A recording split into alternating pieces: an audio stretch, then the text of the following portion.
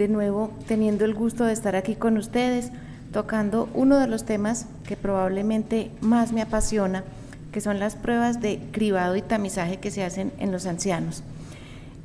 Tiene de particular que nosotros tenemos en mente que las pruebas de tamizaje son pruebas de laboratorio, y eso es cierto para la mayoría de las poblaciones, pero cuando estamos hablando de ancianos, recordemos, hacemos un gran paréntesis, que los ancianos son a partir de los 60 años o los viejos a partir de los 80 o centenarios, como su nombre bien lo indica. Estamos hablando de grupos heterogéneos. ¿Esto qué quiere decir? Que cuando nosotros estamos hablando de tamizaje en poblaciones, por ejemplo, entre 20 y 60 años, por decirlo de alguna forma, nosotros podemos decir, todo el mundo se debe hacer una glicemia cada cierto tiempo. En geriatría no sucede eso, y eso nos complica un poquito más la situación, pero a la vez lo hace más fascinante. Algo muy importante para tener en cuenta a la hora de hacer un cribado en los ancianos. Recuerden, los que me han oído en otras ocasiones, yo no utilizo términos como tercera edad ni adulto mayor, sino estamos en un ámbito académico y hablamos de lo que somos, de ancianos. Entonces, cuando estamos hablando de cribado, estamos haciendo siempre referencia a una prueba de laboratorio generalmente que me permite detectar de manera temprana una enfermedad. Cuando nosotros hablamos en geriatría de cribado, estamos hablando de una prueba, ya sea de laboratorio, pero generalmente clínica, que me permite detectar tempranamente cualquier situación, no solo enfermedad, sino cualquier situación que me va a deteriorar la autonomía de un anciano. Pero teniendo en cuenta dos puntos fundamentales. El primero, ¿cuál es la expectativa de vida de ese ser humano? Y eso no depende de la edad. Creo que es muy importante que siempre tengamos en cuenta, las pruebas de tamizaje no las deberíamos hacer de rutina solo por cumplir, sino yo realmente que estoy buscando en este ser humano. Y el segundo punto muy importante a la hora de hacer las pruebas de tamizado, ¿qué desea ese ser humano? ¿Realmente él quiere saber qué tiene? ¿Él estaría dispuesto a modificar su estilo de vida? Creo que eso es lo más importante a la hora de hablar de tamizaje, la parte ética que está involucrada en este aspecto. Cuando yo estoy hablando de pruebas de tamizaje en geriatría, tengo que tener en cuenta varias cosas. Si una persona tiene 20, 30 o 40 años, entonces tiene sed, orina mucho, pierde peso, entonces yo digo, tiene una diabetes. Hago la prueba y generalmente lo confirmo. Pero resulta que cuando yo tengo más de 80 años, o sea, viejo, pues las enfermedades no se manifiestan de manera típica. Entonces, ¿qué sucede con esto? Que cuando yo empiezo a hacer exámenes de manera indiscriminada en los ancianos, me encuentro cosas que probablemente yo no tenga que tratar. Por eso es tan riesgoso ordenar exámenes sin ningún rigor clínico y funcional en un anciano. Enseguida vamos a ver las implicaciones de esto que acabo de decir. Segundo, la mayoría de los profesionales de la salud desconocemos las diferencias entre los ancianos y los jóvenes y hacemos las mismas pruebas, o sea, nosotros seguimos haciendo mediciones de colesterol total a los 80, a los 90 y a los 100 años, a unas sabiendas que no tienen ningún significado clínico, o seguimos haciendo glicemias, etcétera, una serie de exámenes que no deberíamos practicar en los ancianos sin tener en cuenta las particularidades. Como tercer punto muy importante es, más allá de las pruebas de laboratorio, que son fundamentales, y como lo decía la doctora previamente, cuando usted tenga un diagnóstico clínico muy claro, utilice el laboratorio, pero no empiece a mandar exámenes ciegos, aunque sean tamizaje, para ver qué se encuentra. Más allá de la parte de laboratorio, en los ancianos, el tamizaje, prefiero la palabra cribado, el cribado debería hacerse en la parte social y cognoscitiva, y lo veremos enseguida por qué. Y finalmente, hay muchísimas fallas en las pruebas de cribado en los ancianos porque tenemos el otro lado. o el que desconoce cómo funciona un anciano y manda una cantidad sin fin de pruebas, o el que dice, ¿ya para qué? No, pues ya tiene 90 años, ¿ya para qué le vamos a hacer cosas? Vamos a ver entonces cuál es la importancia de encontrar el punto medio.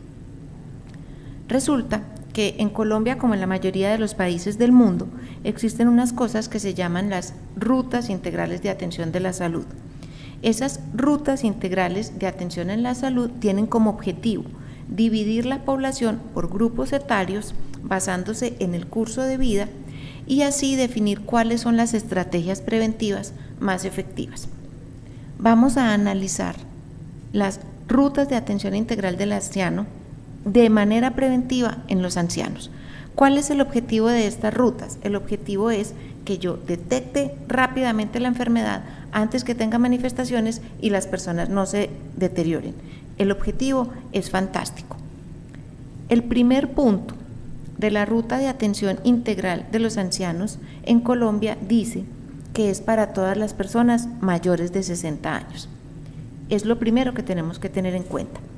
Cuando estaba empezando a hablar, les dije que los ancianos los dividimos en 3 grupos: los jóvenes hasta 79 años, los viejos hasta 99 y los centenarios obviamente por encima de 100. ¿Eso qué quiere decir? Que nosotros deberíamos tener 3 rutas integradas de atención como mínimo en la vejez. Una sola ruta no nos es suficiente. Entonces, eso es lo primero que tenemos que entender. Las rutas integrales de salud, que todos los médicos tenemos la obligación de aplicarlas, realmente están dirigidas para ancianos jóvenes, o sea, entre 60 y 79 años. Vamos a analizar cada una. Esta ruta, por ejemplo, nos habla de una serie de exámenes que tenemos que hacerle a los ancianos, de una serie de escalas que tenemos que aplicarle y de una serie de valoraciones clínicas y pues el esquema de vacunación.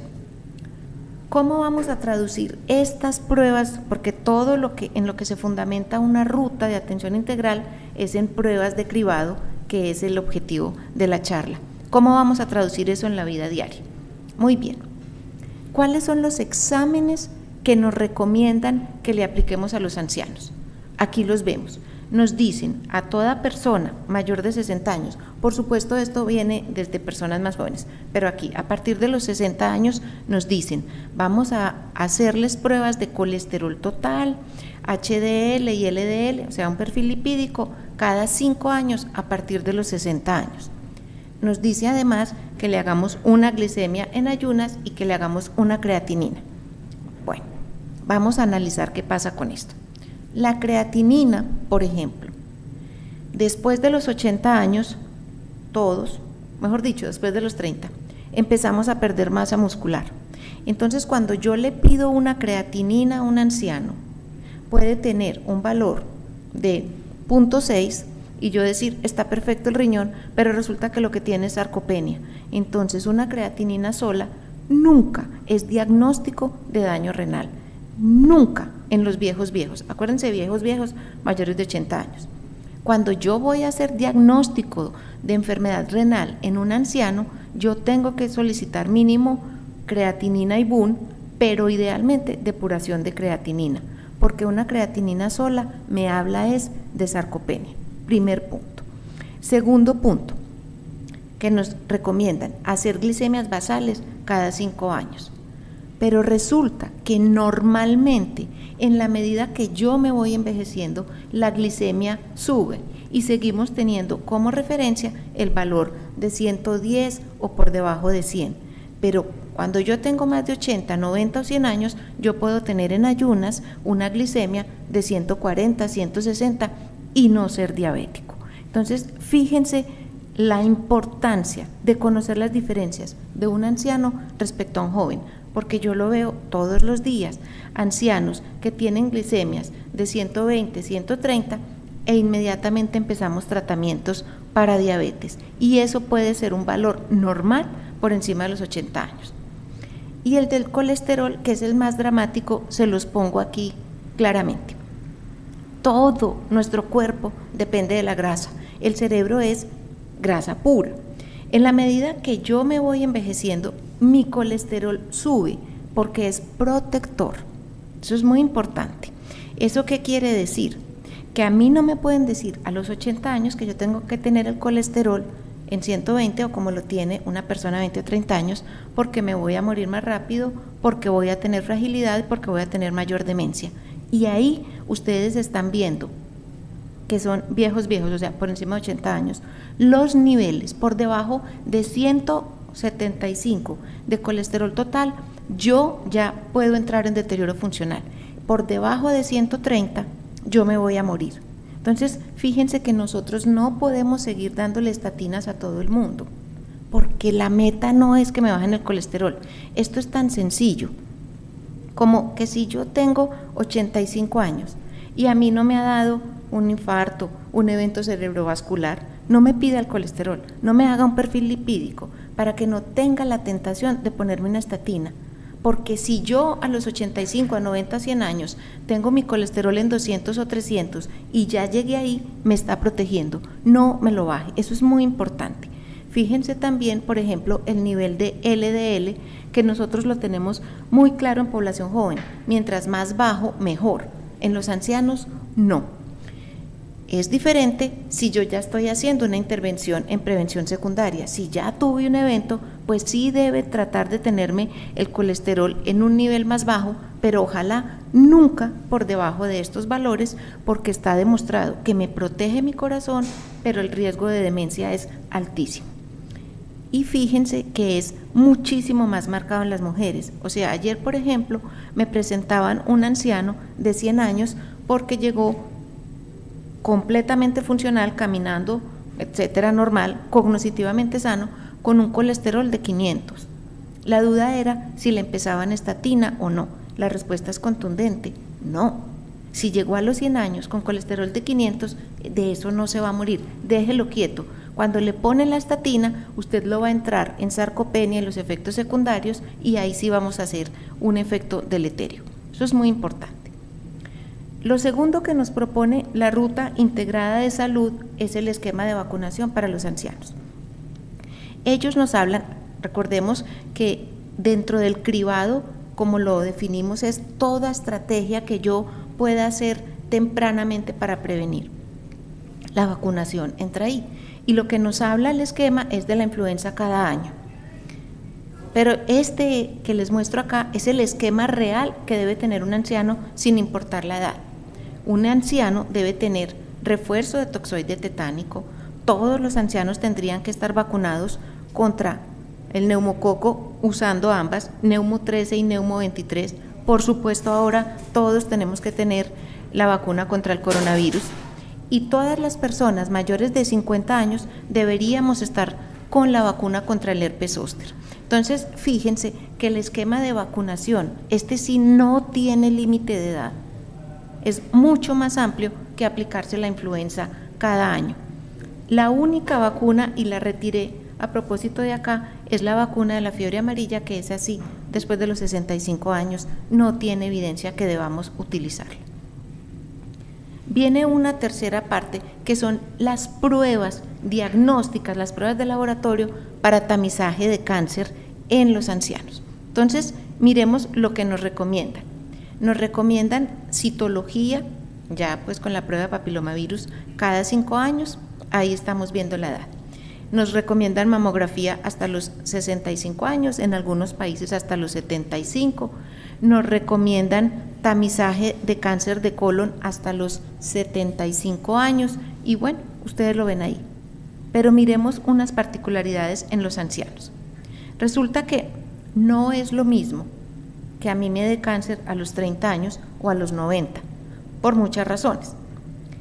Aquí les quiero hacer como un paréntesis grande que se presenta en el mundo respecto a las pruebas de tamizaje en cáncer en geriatría. Muchos países dicen, no hagan pruebas de tamizaje porque el tratamiento oncológico para los ancianos puede aumentar la mortalidad en los primeros meses. Esa es una conducta, no hacerlo y esperar si lo desarrolla. La otra conducta es, no, miren la cantidad de cáncer que esperamos en los próximos años, el sistema sanitario se va a golpear y la mayoría de estas neoplasias son prevenibles, entonces hagamos las estrategias. El punto perfecto medio es el que les mencioné desde el principio y que reiteraré hasta el cansancio. Las pruebas de tamizaje se utilizan según la funcionalidad de la persona, según la expectativa de vida de la persona y según los deseos de la persona. Entonces, si yo tengo un anciano de 90 años, funcional, ejemplo real, ayer, una señora de 95 años, funcional, independiente, con un cáncer de seno de mama, programada para mastectomía. La familia de acuerdo, la anciana de acuerdo, el médico inicialmente decía, no, pues porque ya para qué, pero al hacer todas las pruebas de tamizaje y siendo una persona impecable, se decidió pasarla a mastectomía. Entonces fíjense que la edad no es el criterio y sin embargo miren que la mamografía nos dicen que la hagamos hasta los 75 años y yo estoy hablando que estamos teniendo mujeres de más de 90 años con cáncer de mama que no estamos rastreando a tiempo. Entonces, cuando uno hace el análisis, ustedes ya vieron que estamos enfocados en cáncer de cérvix, cáncer de seno y cáncer de colon y recto, pero resulta que ya se hizo el estudio en el mundo entero y ahora vamos a ver cuáles son los cánceres más frecuentes que les dan a los ancianos. A las ancianas mujeres, el más frecuente, ancianas por encima de 80 años, el más frecuente es el cáncer de mama y nosotros estamos dejando de hacer las mamografías a los 75 años. El segundo cáncer más frecuente es el de colon y estamos dejando de hacer sangre oculta en heces a los 75 años. Para el de pulmón, el único rastreo que hacemos es fuma o no fuma. Para estómago y páncreas, ahí sí definitivamente no hacemos ningún rastreo y fíjense que están dentro de los 5 primeros cánceres en los ancianos. ¿Qué quiere decir? Que las pruebas de tamizaje que estamos haciendo para cáncer en las mujeres ancianas no detectan lo que realmente está pasando. Y para cáncer de estómago podríamos seguir utilizando, por ejemplo, sangre oculta en heces, podríamos utilizar prueba de Helicobacter pylori, que cada vez es más frecuente, y para el de páncreas podríamos utilizar una pregunta tan sencilla como detectar si el anciano está deprimido o no, porque recordemos que el cáncer de páncreas generalmente en los ancianos debuta con depresión. Entonces, ni siquiera es por costos del sistema sanitario. ¿Por qué no estamos tamizando a los ancianos para los cánceres? Porque los estamos tratando como personas jóvenes. Y fíjense, en los hombres pasa lo mismo. El cáncer de próstata es el más frecuente en los mayores de 80 años y paramos la PSA a los 75 años. La razón por la cual se paraba es porque se decía, no, pues es que normalmente uno se muere antes de otra cosa que del cáncer de próstata, pero bueno, resulta que nosotros hoy tenemos una probabilidad muy alta de llegar a los 100 años, entonces el cáncer de próstata sí puede ser muy molesto en una persona. No estamos detectando pulmón, no estamos detectando cáncer de vejiga, por ejemplo, y sería tan fácil pedir un parcial de orina a todos los mayores de 80 años anualmente y si encuentro eritrocitos, pues hacer un rastreo. Entonces, fíjense que nos estamos quedando terriblemente cortos en las pruebas de tamizaje de neoplasia. Y viene la parte más importante en el tamizaje de los ancianos, que es la clínica, porque lo que yo necesito con un anciano, más allá de los exámenes, es que su funcionalidad, o sea, su independencia, su capacidad de cuidarse no se deteriore. Y eso es lo que ya todos conocemos como fragilidad. Y esta prueba de tamizaje es tan sencilla como que todos los profesionales de la salud tendríamos que saber hacer una escala de Bartel que nos tarda 2 minutos y es una escala en la que le preguntamos al anciano si se baña solo, si se viste solo, si camina solo, si va al baño o si tiene incontinencia. Y cuando esa escala de Bartel está por encima de 90, yo estoy con toda seguridad, con todo el derecho de meterme con todas las pruebas diagnósticas que necesite ese anciano. Cuando está por debajo de 90, entonces yo ya empiezo a pensar que su reserva y su expectativa de vida es menor. Entonces, ¿cuál es la conclusión de esta diapositiva? Antes de ponerse a ordenar exámenes de rutina en los ancianos, apliquen la escala de Bartel y lo otro es, hagan una valoración geriátrica integral que les tarda 10 minutos y es preguntando estas pruebas de autocuidado, preguntando si sale a la calle o no. Y la prueba reina en geriatría, que debería empezar a aplicarse a partir de los 40 años, que es la velocidad de la marcha. Ustedes siempre me han oído hablar de esto. La velocidad de la marcha es la que define, es la que me permite detectar realmente cómo voy a envejecer. Entonces, una persona que va a tener demencia en la vejez empieza a caminar despacio a los 40 años. Una persona que va a tener Parkinson empieza a caminar despacio a los 40 años. Esto es tan relevante que la revista Semana hace 2 años le sacó un artículo. Entonces, esta es la verdadera prueba de tamizaje para los ancianos. Miren cómo caminan.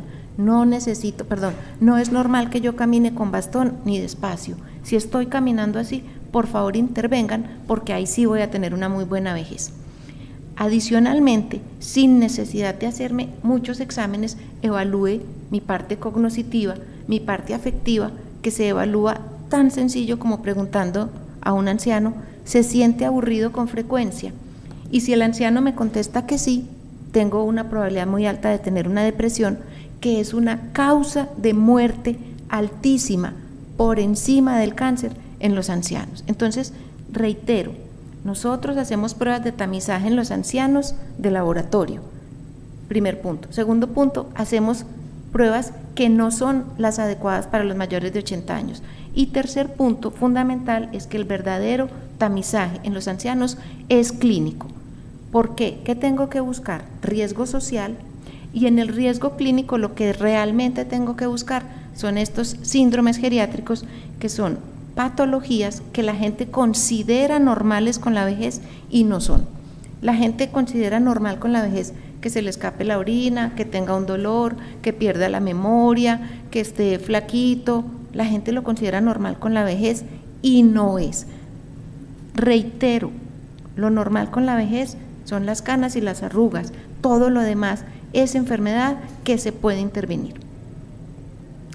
Finalmente, el otro punto relevante como tamizaje en los ancianos es la salud oral, y es muy triste. Lo que ustedes ven en la columna de la izquierda es el estado diagnóstico de la mayoría de los ancianos en instituciones geriátricos.